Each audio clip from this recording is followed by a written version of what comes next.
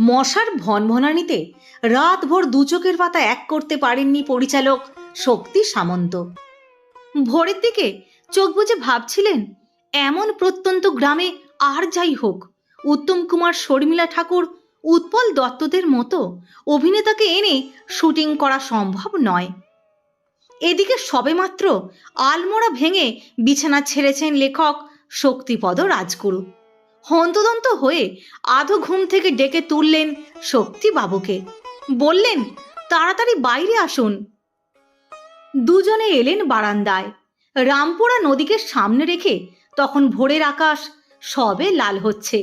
সেই লাল রং গলে পড়েছে নদীর জলে। দূর থেকে নৌকোয় মাঝিদের গান ভেসে আসছে, আমায় ডুবাইলি রে, আমায় ভাসাইলি রে।